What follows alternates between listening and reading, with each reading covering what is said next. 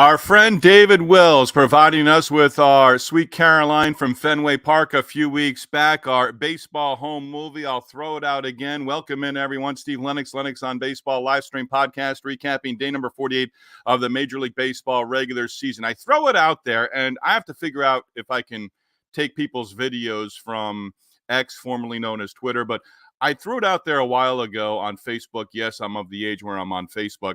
To friends of, hey, if you're going to a major league game, if you're going to a minor league game this year, pick out a segment, a video. I'll edit it, and I'll get it down to about 30 seconds. Dave Wells has given me a couple from Fenway Park. Good friend and former colleague in minor league baseball, Jen Sabatine-Francis, gave me one with Yankee roll call in the Bronx at Yankee Stadium with Aaron Judge and Juan Soto and Alex Verdugo. Friend Brian Holland, who was an intern a long time ago for a minor league club that I worked for, then worked in minor league baseball for many years, gave me one that I'm going to edit down just a little bit from Baltimore and Camden Yards as well. But if you want to send a video along that's part of that, would certainly love to have it along the way. Baseball home movies, a little 30-second intro. Mine, Piano Man from Citi Field from a few years ago. I still have an Edwin Diaz one that runs long. It's about 50 seconds, so it's a little bit long in terms of an intro, but it's Edwin Diaz entering with the trumpets at Citi Field from a few years ago, and Edwin Diaz right now. The trumpets aren't blaring for Edwin Diaz. Hasn't had a lot of save opportunities, and when he's had them, he's blown a couple of those along the way as well. But if you have a video like that, I've got to figure out, there's a couple I've seen recently from Twitter that people have put out there. I've tried to, I want to reach out and say, hey, can I use that 30 seconds? And you can do anything you want. I'd love to see something from the concession stand. One of the hawkers, one of the concessions people, down in the seats, selling peanuts, selling beer, selling hot dogs, whatever, along those ways. You can be as creative as you want. We'll cut it down to about 30 seconds and implement it here as we open up our shows and continue to build this along the way. We are recapping day number 48 of the Major League Baseball regular season. We had a couple of shutouts. We had a 1-0 10-inning game. We're going to get into that. Aaron Nola finished what he started. Touch on that in just a few moments. But as we like to do, we did go through our 2023 Topps card set with 16 from last year, unveiling different cards along the way. The idea that I had was proposed trades for Aaron Judge, Adley Rutschman, Vlad Jr., Fernando Tatis. Haven't gotten any of those. That's all right. But if you want to propose a baseball card trade, those are the cards. Those are the best ones that I bring to the table. Adley Rutschman, Aaron Judge, Vlad Jr., Fernando Tatis, and Christian Yelich as well. Well, we'll throw Sonny Gray in there, even though he got roughed up. He did pick up a victory for the Cardinals on Wednesday as well. We open with That's Baseball. And I'm wondering, do kids, young kids, teenagers even, that like baseball, do they still put baseball posters up in their bedrooms? Do they put them up on their walls in their bedrooms? I've gone over and I've talked about baseball being the best of all sports with books, movies, songs, and trading cards as well. But I kind of went back last night, and I had posters all over my walls many, many, many, many years ago. The all-time great posters for me, baseball posters. Eric Davis, 44 Magnum. Don Mattingly, who I wouldn't put on my wall, even though I was a Don Mattingly fan. Don Mattingly, the Hitman poster. And I'll even give you the Bash Brothers as well, because that was a terrific poster. McGuire and Canseco as well. But growing up, posters on the bedroom walls of baseball stars. I did have Pete Rose at one point. I had Dale Murphy as well growing up. But those posters on your bedroom walls growing up, that's baseball. Let's get into it. Recapping day number 48 of the Major League Baseball season. Phillies and Mets, home and home series. 2 in New York, 2 in Philadelphia. The 2 in Philadelphia underway on this Wednesday. Phillies extra inning victory, comeback win against Edwin Diaz and the Mets in the opener 2 nights ago. On Tuesday, taking care of business. Aaron Nola was outstanding. Nola going the distance, 4th career shutout, blanked the Mets 4-0 at Citi Field. Nola retired 15 straight to start. Remember, the Mets did not have a hit against Max Fried in the Atlanta bullpen until they had 2 outs in the bottom half of the 9th inning over this past weekend. But the Mets bats have certainly gone quiet. JD Martinez should add to that lineup over time. He's still getting his feet wet in New York. But Nola gave up 4 hits total. 15 in a row retired over the first 5 innings. Tyrone Taylor led off the sixth inning with a base hit. Nola walked no one, struck out 8 on the day. Nola, 6th career complete game, 5th career shutout thrown by a pitcher this season at the major league level. Phillies 2 runs in the third. Alec Boehm picking up an RBI, hit by a pitch, and then Brandon Marsh walking with the bases loaded as well. Bryson Stott, RBI single. Boehm, RBI double. Those in the ninth inning to extend the lead. Phillies win both games in New York. Again, that series going to Philadelphia for Wednesday and Thursday in the home and home. Phillies now 22-5 over their last 27. First team to 30 victories and their 6th shutout win on the year as well. Bryce Harper was not in the lineup for the Phillies in the series finale at Citi Field. Harper dealing with a migraine on Tuesday. It's been a while since I could mention it, but I do love those 1-0 games. And how about 1-0 in 10? Marlins a run in the 10th inning. Jesus Sanchez, RBI, fielder's choice ground out. And the series now even at a game apiece. Both 1-run victories. Marlins in Detroit beat the Tigers 1-0 in 10. Ryan Weathers started for the Marlins, showed what he's capable of doing. Son of former big leaguer David Weathers. And Weathers, 8 innings, 3 hit, shutout baseball, walked no one, struck out 4. Reese Olson on the other side, also terrific. Olson may not have a good record right now, but we'll throw the win-loss record out for the moment with Olson. But he pitched pretty much and matched Weathers along the way. 8 scoreless innings. Olson, 3 hits allowed, walked no one, and struck out 6. A.J. Puck, scoreless bottom of the 10th inning for the save. And just look at that box score between the Marlins and Tigers. Even if you're not a fan of low-scoring games, even if you're not a fan like me of 1-0 games, just look at the box score and admire it. Because really, it's pretty interesting the way everything panned out. Few walks, few strikeouts. It wasn't an inept 1-0 game. It was well pitched by 2 starters who both went 8 innings game along the way. Tigers mentioned both 1-run affairs in the first 2 games of that series. The Tigers, I'll have to look it up, but they've got 17 1-run games this year. And that's through their first 42 games. They're back to 500 at 21-21 with the loss in extra innings against the Marlins. But 17 1-run games, that's a lot over the first 42 games of the season. Blue Jays Orioles rained out in Baltimore on Wednesday. So the Jays and Orioles, they'll play 1 and wrap up the series today. They'll wrap up the series later today, Wednesday. Rained out Tuesday. They'll make up Tuesday's rain out as part of a doubleheader in late July. I always kind of find that curious. Why not just play 2 today? And a lot has to go into that. But why not just get it done? You have no idea what your team's going to look like come late July for both of those clubs. And if you're both of those clubs, the Blue Jays and Orioles, you want to be contending in late July. But just find it interesting. They couldn't get it out of the way today, play 2. And again, a lot of people have a say in that. A lot of factors come into play as well. Back-to-back shutout wins for the Braves. I guess Maddox and Glavine and Smoltz are back. 2-0 final on Monday, 7-0 final Tuesday night for the Braves, and winning 2 in a row in shutout fashion against the Cubs in Atlanta. Chris Sale, 9 Ks over 7 scoreless.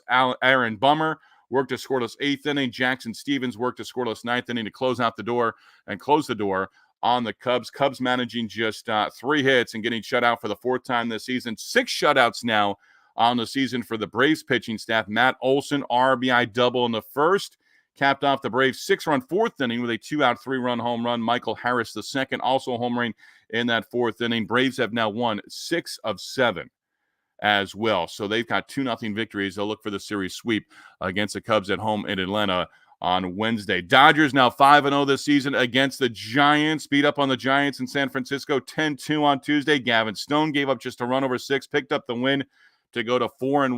Shohei Ohtani, RBI double, home run, his 12th on the season. Dodgers, and I usually look at this, go through the box score, see different things. The Dodgers had 7 hits with runners in scoring position. 7 hits with runners in scoring position. That's successful. But they had 20 at-bats with runners in scoring position as well against the Giants pitching staff on Tuesday. Teoscar Hernandez, a couple of base hits, 3 runs batted in. Dodgers now 17-4 over their last 21. Over those 21 games, they've given up 4 runs, not 4 earned runs, 4 runs total or less in all 21. Giancarlo Stanton, solo home run, that in the 3rd inning for the Yankees. Alex Verdugo, 2-run double in the 4th inning. That helped propel the Yankees to a 5-1 victory in their series opener at Target Field in Minneapolis against the Twins. Ryan Jeffers got things going, led off the home first inning with a home run against Carlos Rodon. His 10th on the season, 5th now in his last 7 games. Rodon, 4-2 with the victory. He went 6+ innings, gave up the run on the home run to Jeffers early on, gave up 6 hits total, 3 in that first inning. So a shaky start for Rodon, but settled in nicely, ended up going 6, walked no one. Always love to see that number for a starting pitcher, and he struck out 6 as well. Red Sox walk off in the bottom half of the 12th inning at home against the Rays, 5-4 the final at Fenway.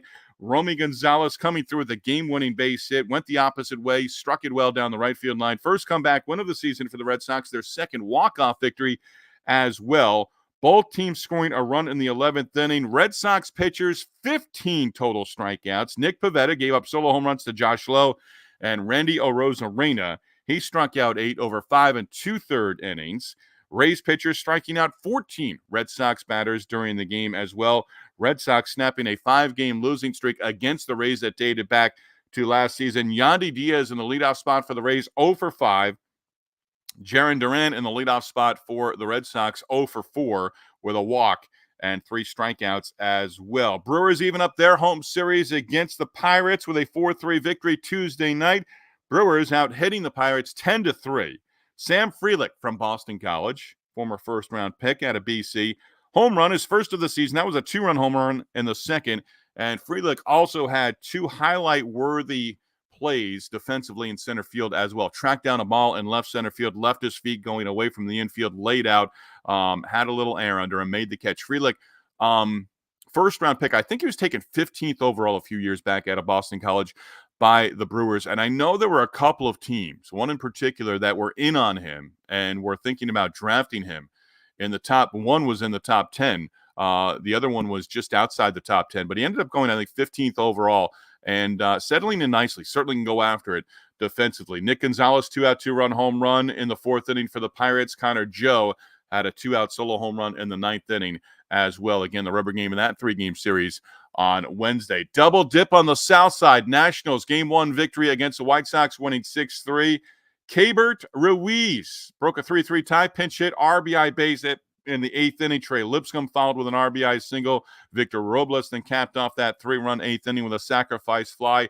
Nationals had 10 base hits, all singles in the win. Lipscomb, 3-hit day. Joey Meneses, 4 for 4, including a 2-run single in the 5th inning. 4 Washington relievers, each working a scoreless inning. Derek Law worked the bottom of the 7th inning, picked up the win, his 3rd on the year for the Nationals. Kyle Finnegan gave up a couple of hits in the bottom of the 9th inning, but left 2 runners stranded, picked up the save, his 13th on the year. Eloy Jimenez homering in the loss for the White Sox in game 1. Trevor Williams took a no decision, but the Nationals are now 7-1 in his first 8 starts on the year. White Sox winning the nightcap 4-0, their first shutout win of the season. They've been shut out 10 times. Eric Fede now 4-0 on the season for the White Sox with 7 scoreless innings, gave up 3 hits, walked no one, and struck out 6 along the way. Andrew Vaughn providing all the offense, 2-out, 3-run home run in the 3rd, another solo home run, that in the 8th inning. Nationals were 0 for 8 with runners in scoring position in the nightcap. Guardians and Rangers in Arlington. Guardians now up 2-0 in this series, and the Rangers are scuffling. Guardians scoring 6 runs in the 7th inning, beat the Rangers 7-4. Jack Leiter making his 3rd big league start, first at home in Arlington, gave up all 6 runs in the 2nd, got chased after an inning and 2/3. He was roughed up by the Naylor brothers. Bo Naylor got things going, 2-run double. Josh Naylor capping that 2nd inning off with a 3-run home run. That made it 6-0. Leiter, I mentioned it with Skeens over the weekend and maybe even earlier this week. Paul Skeens is scheduled to start, I believe, over the weekend for the Pirates, and he's going to make his first 2 big league starts against the Cubs, the start this weekend on the road at Wrigley Field. But I'm more interested in Skeens. Yes, his debut. Yes, they won the game. He took a no decision. But I'm more interested to see what he does the second time, especially facing the same Cubs lineup that attacked him and approached him in a great fashion last Saturday at PNC Park. But I'm more interested in seeing Skeens start number 2 and start number 3. Leiter, no decision in his first big league start, went back down to the minors. His first start was on the road at Detroit against the Tigers, went down, back up now, and his total line so far, 9 1/3 innings over 3 starts, 19 runs allowed, 17 earned, 3 home runs allowed as well. So Leiter taking the loss. Guardians up 2-0 in that series. Rangers have dropped 5 in a row as well, and they've scored just 10 runs over those 5 games where they've lost. Victor Caratini pinch hit RBI base hit in the bottom of the 10th inning. That sent the Astros into a frenzy. Walk-off win, beating the A's 2-1. Astros have won the first 2 games in that series. A's are scuffling once again. Oakland hitters striking out 14 times. Astro hitters striking out 11 times and going 0 for 10 with runners in scoring position prior to Caratini coming through in the home 10th inning. Alex Bregman, 3rd home run of the series, just the 4th on the season.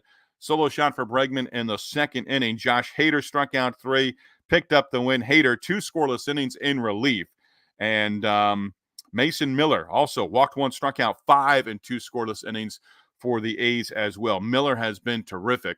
I'm going to break down and look at some of his numbers in the coming days. A's, 8 losses now in their last 10, have gone from 17-17 and feeling real good to now 6 games below 500. Cardinals and Anaheim jumped down to a 5-0 lead on the Angels. Angels came back against Sonny Gray. Cardinals winning their 3rd in a row, 7-6 the final. Alec Burleson broke a 5-5 tie with a 2-run home run, that in the top of the 7th inning. His 4th on the year. Gray staked to the early 5-0 lead, giving up 5 earned runs over 6. He did strike out 9 and was credited with a victory as well. His 5th on the season. Ryan Helsley giving up a hit, struck out 2 and working a scoreless 9th inning.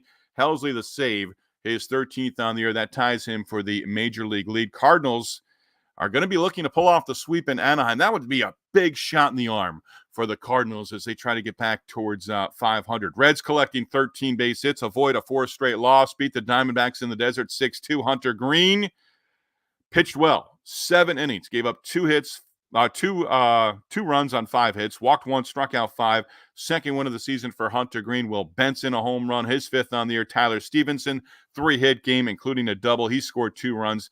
And the Reds pick up that victory to even up the series at 1-1 against the Diamondbacks. The Rockies. How about the Rockies? 6-3 win against the Padres at Petco Park on Tuesday. Rockies go up 2-0 in the series. Cal Quantrill gave up a run on 6 hits over his outing that spanned 6 innings. Quantrill, 3rd straight winning decision, now 3-3. Dylan Cease taking the loss. He is 5-3. Cease giving up 3 runs, all earned over 5 2/3 innings. Struck out 8. Rockies, 4 runs in the 6th inning. Ezekiel Tovar, solo home run, that in the 7th to make it 6-0. Tovar, number 5 on the year. Ryan McMahon also homering as well for the Rockies as they win their 6th in a row.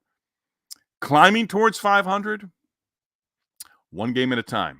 It's going to take a lot to get there, but 6 straight wins certainly get you back feeling good. And Tovar, the home run, young talent for the Rockies coming through again. Nelson Velasquez, 2-out, 3-run home run in the 7th inning. Michael Wacha gave up just 1 run on a solo home run by Luke Raley. Over 6 for Wacha. Royals in Seattle beat the Mariners 4-2. Series even at 1-1. Wacha struck out 7, 3-4 with the victory. Mitch Haniger, 3 hits, including a home run in the loss. Haniger, home run coming against James MacArthur in the 9th inning. Logan Gilbert, 6 scoreless before he ran into that trouble in the 7th inning.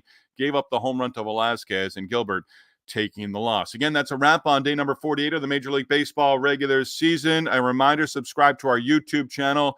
Future interviews coming up. Past interviews available there as well. And we'll get back into doing some different things as we continue to build what we're doing on a daily and weekly basis. Sugar's Random Thoughts, once again, brought to you by the Yellow Rose of Talbot Bed and Breakfast in Easton, Maryland. Considering a stay on the beautiful Maryland Eastern Shore this spring, summer, or fall, consider a stay at the Yellow Rose of Talbot B&B.